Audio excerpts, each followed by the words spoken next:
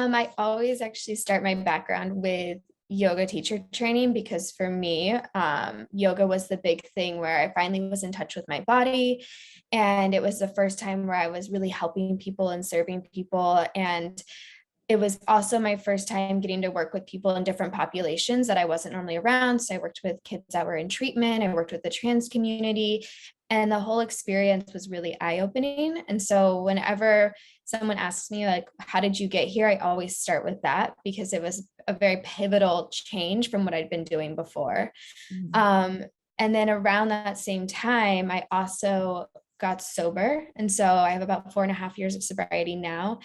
And all of that mixed together, it took a long time to get to where I am today, but about a year into sobriety, I was still really unhappy and just really, really struggling. And I realized that I needed to ask for more help as we do. And so I enrolled in a coaching program, really not sure what I was going to do with it, but just was like, I need something else. Like, what else can I do? How else can I impact people? Like, the path that I'm going down right now isn't working for me. And so I was able to take that year-long coaching program. And then COVID happened and I kind of just sat on it.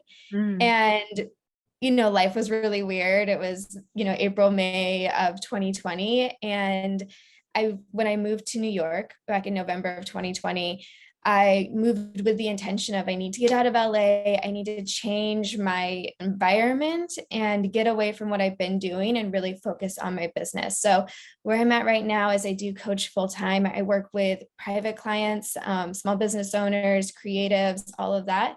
And then I also work with people in recovery. So eating disorders, mental health, substance abuse, mental or personality disorders, all of that. So I Mm. have a couple different ways that I coach and work with people in different populations. And I use everything that I've learned over the years and come with it as much as I can be trauma informed background. Mm-hmm. So what kind of coach are you exactly? Yeah, so I'm a life coach and I'm a recovery coach. So Okay. they're a little different. The work that I do with my private clients is much more like, how are we getting you from where you are today to these goals that you have and where you want to be? It's usually somebody that's already professional that either has a business or has an idea or is a little bit more stable. And then when I work with recovery clients, it's usually working with people sadly like at their lowest when they are finally asking for help and receiving help, and we're working together on like, how do we just create a day-to-day life for you that's manageable, and then we can go from there and start to talk about bigger goals and dreams. But yeah, it looks a little different depending on which clientele I'm working with. Mm-hmm.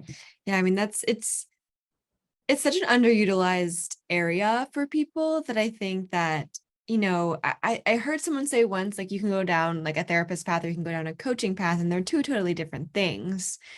And I mean, simultaneously, it's also really nice working on with them simultaneously, but they're two totally different things. And I think people don't totally realize that.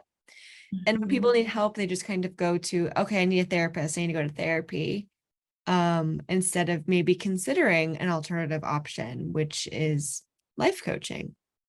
Yeah, I agree. I have a therapist and I have a coach and I have sponsors. So I think that like we can never have too many levels of support. Mm, Um, as long as there's a lot of intention with all of it.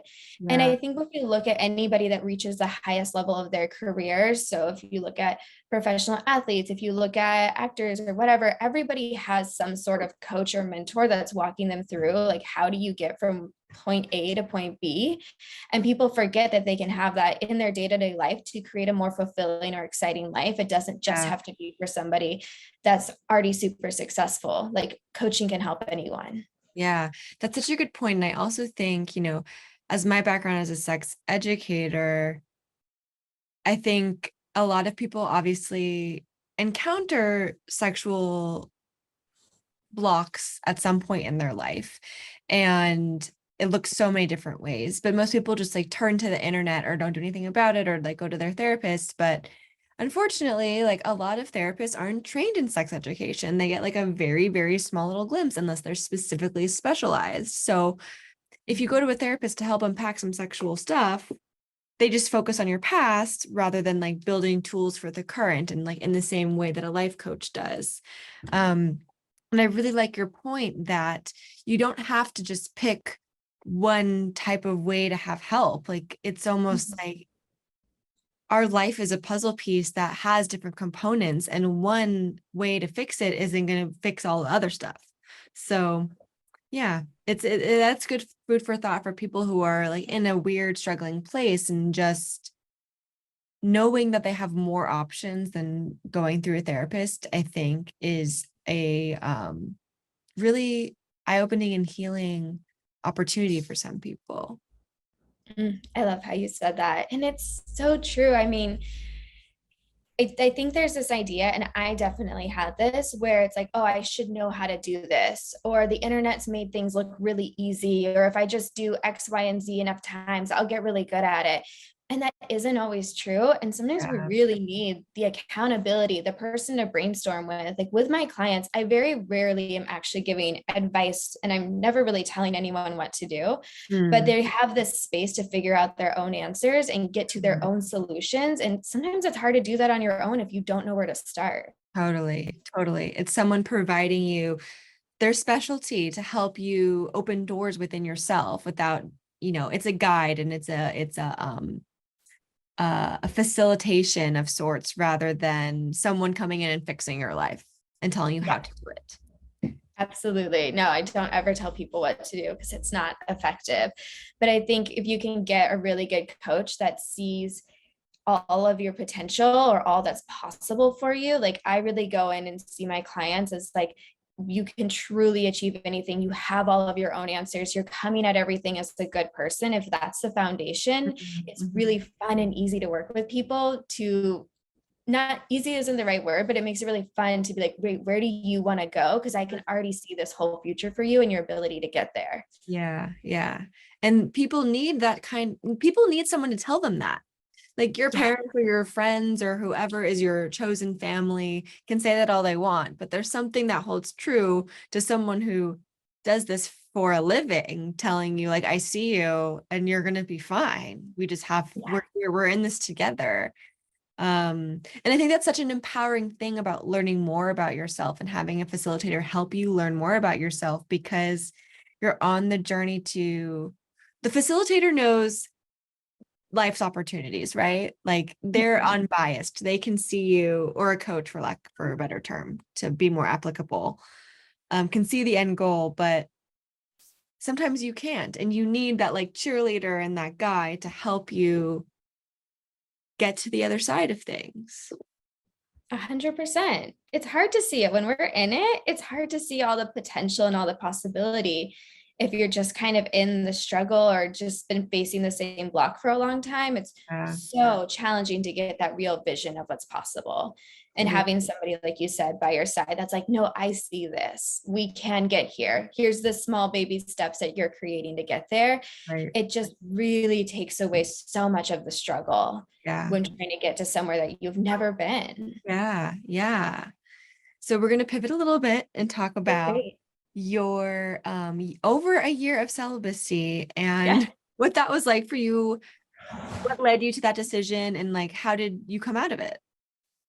Yeah. So, it's funny in the email when you're talking about it, you said your year of chosen celibacy. And I always tell people, I'm like, I definitely did not go into this being like, it was actually like a year and a Mhm. half. I did not go into it being like, I'm taking a year and a half off of dating and sex.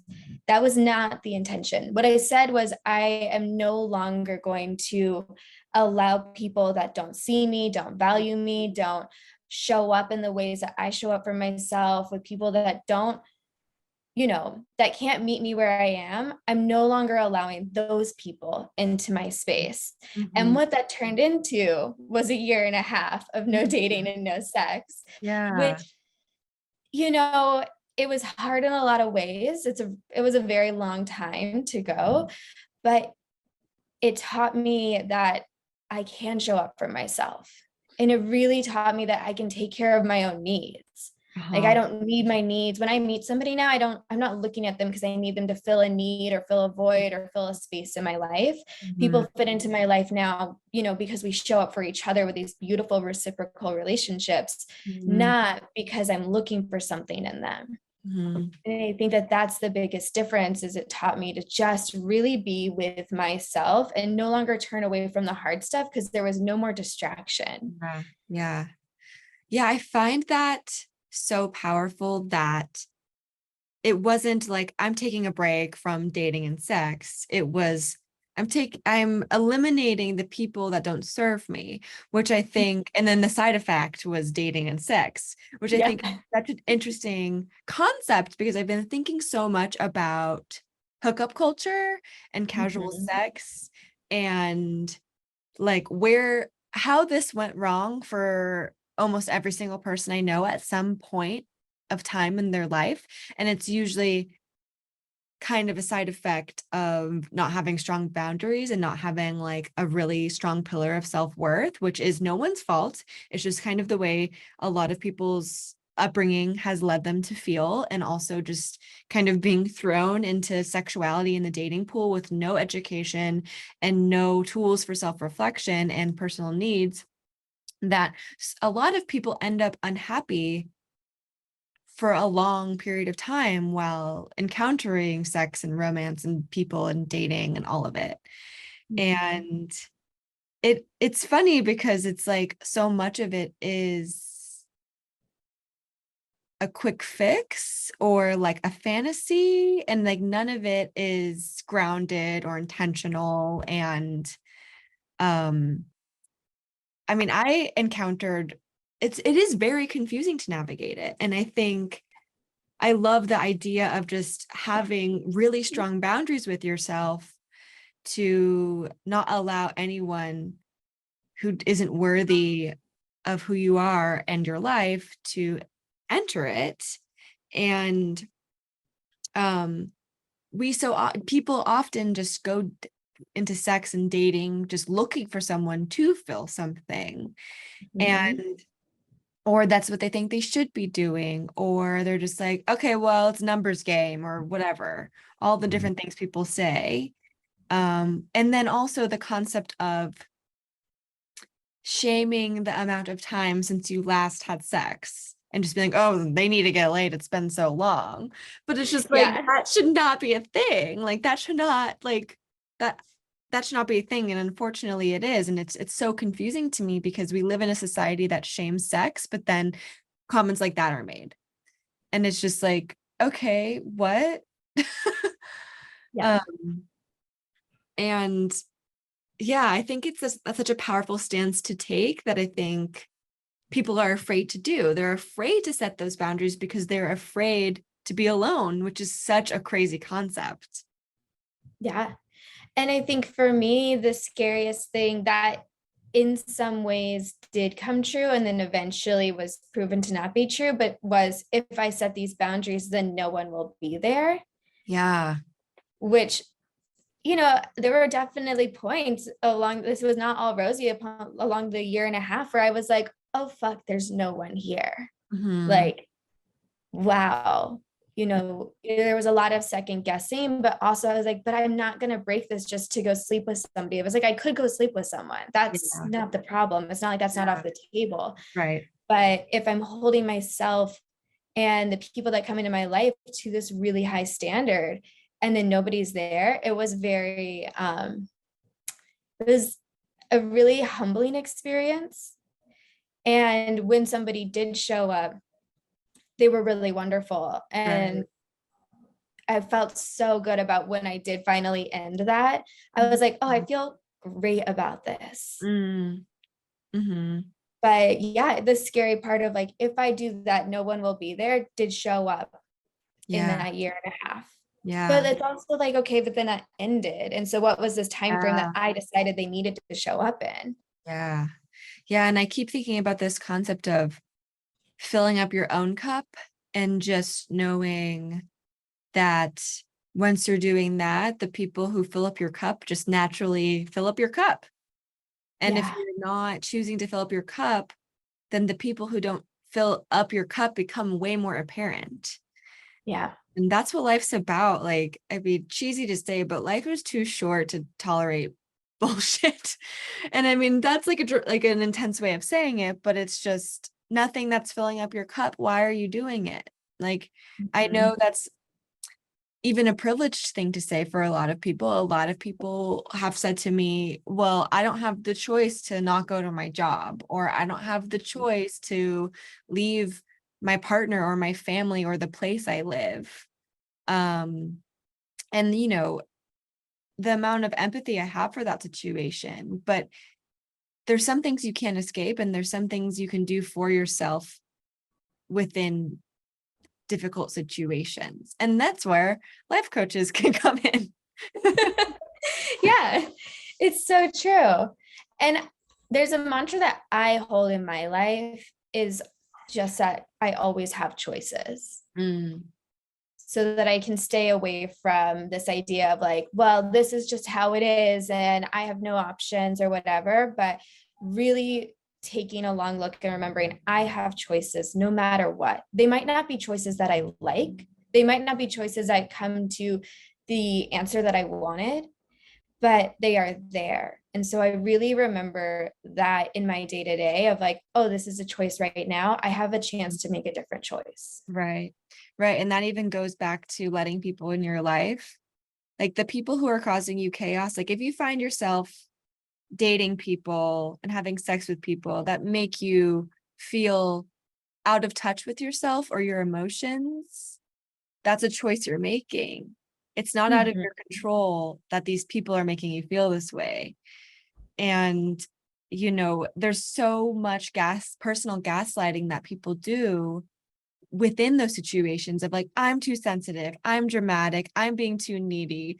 And it's just none of those things are true. But all of those things were taught to us from a very young age that, oh, those things are not gonna, you need to be complacent to be able to live a life of the things you want. But that's not really living a life. Yeah. Yeah. I think it's easy for people that aren't living their life the way they truly want to be to pass a lot of judgment or to make just really blanket statements of like, well, you just have to do this, or you just have to get through it, or this is just how things are. And I don't always believe that that's true. I really look at like, who is saying this? Do I want that person's life? Do I trust their judgment? So always figuring out like what's the information that I'm receiving and who is giving it to me, I think can be really helpful for me deciding whether or not I want to follow it or listen to it. Right, definitely. And do you feel like after getting sober and living life in sobriety that your relationship with yourself and others and sex and dating changed? Yes. It can't not, everything had to change. And it was interesting when I got sober, I tried for about a year to not change. I tried to really hold on to my old life and everything that I was doing before and just remove the drugs and alcohol. And that's not actually how sobriety works. And it was the most miserable way to live. It was a really hard year because I was refusing to step into a new level of growth, to admit that that was no longer who I was. So I just tried to hold on to it. And it did not work. And eventually I was in therapy at that time. And I told my therapist, I was like, I can't keep one foot in and one foot out. I have to have some separation.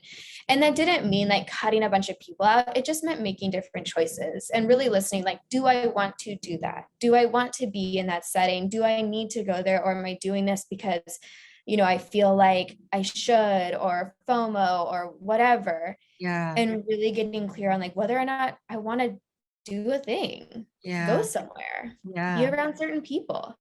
Yeah. And so that was the first really big change that needed to happen. And then also anytime, I really believe when you create clarity in your life, things will remove themselves as they need to. It's not always pretty, but it does happen. So in that first year of sobriety, I had to move apartments from a really stressful situation. I left my job and went on unemployment. I got into a relationship and got out of a relationship that just absolutely wrecked me. Like everything had to change. And when I walked through all of that, the other side of it, I was finally in this place of like, okay, great. Like I tried to do it the hardest way possible. What Mhm. is the easier, softer way to exist, and maybe take suggestion or do things that um, are kind and loving, Mhm. not just things that I think are going to help me be, what's the right word of like things I should or shouldn't be doing, but instead what's truly loving and kind to myself. Mhm. Mhm. Yeah.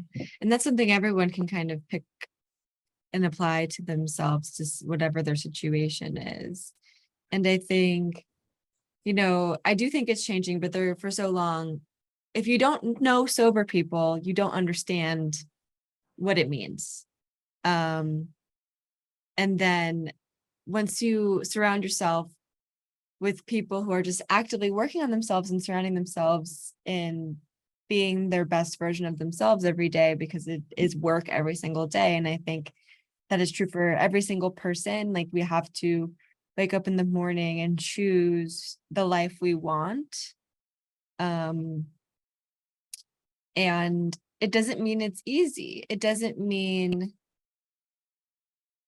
FOMO doesn't come up. It doesn't mean it's hard to break up with someone, and none of that. No one's saying that.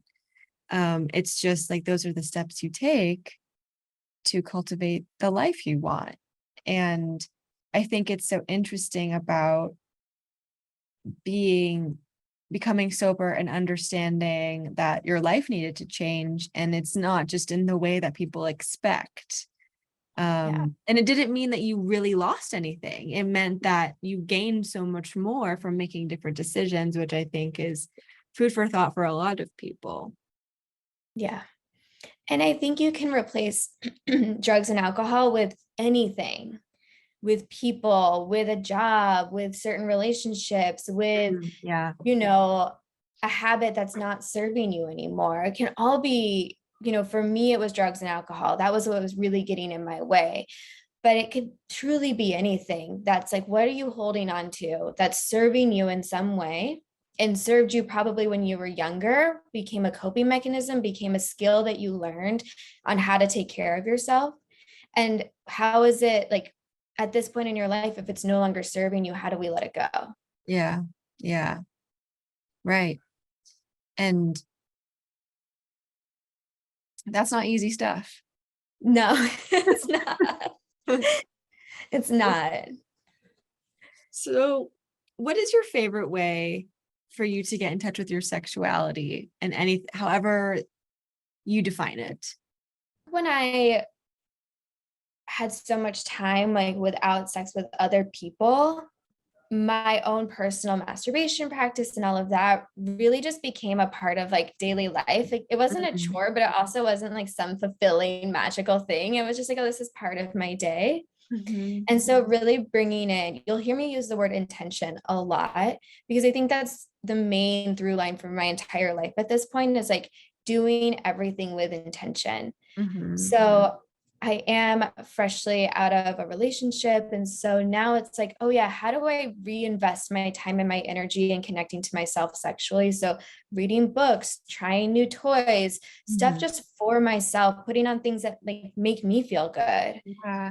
and exploring different types of, I'm not really into porn, but just exploring different types of like stimulating, information that you can take in, Yeah. erotica. I know people really like Dipsy and Yeah. listening to their sex or listening to the porn. So Mm. finding new things and really creating an exploration around it so that I can have fun with it.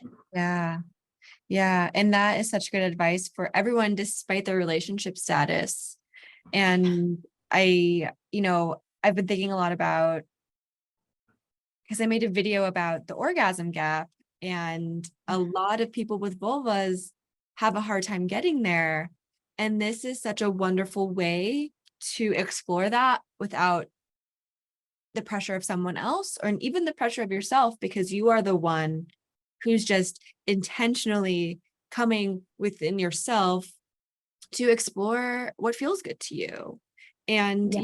like you said, there's so many different ways of going about it that I don't think people even realize. Like, they just automatically think there's something wrong with them when there just isn't at all. Like, no matter what, like, even if you have anorgasmia, like, that is something that can be worked through with a doctor. And there's also nothing wrong with you. Like, it's not, there doesn't mean that you're broken.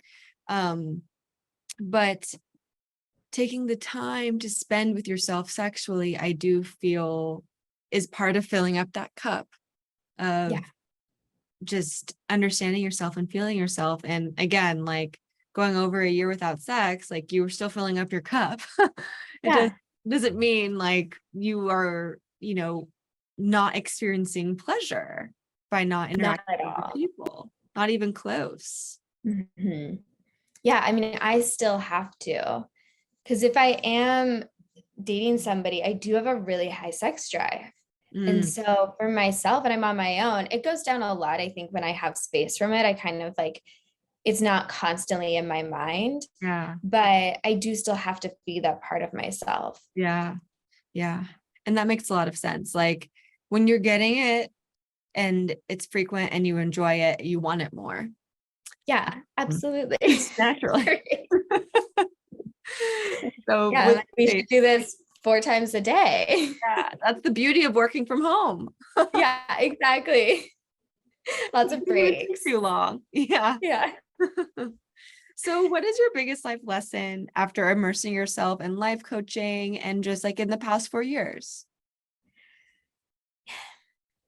It is the really minute, tiny decisions that we make on a daily basis is what makes the biggest difference. It's the actions that are annoying that we don't want to do, the little moments of self-care, the effort to do the journaling, the meditation, and then even the tiny decisions that we make where, for me, I say no when I mean no, Mm-hmm. not when I, feel like I should do something or whatever. Like I say no when I want to say no, and I say yes when I want to say yes. I Mm-hmm. listen to my body, even if it means I'm missing out on something, and it's so the really small decisions to one, tell the truth. Like when my body is saying something, when my nervous system is saying something, not ignoring that and pushing through, but telling the truth of what I need in that moment. Mm-hmm. And then really taking the time every day to get to know myself.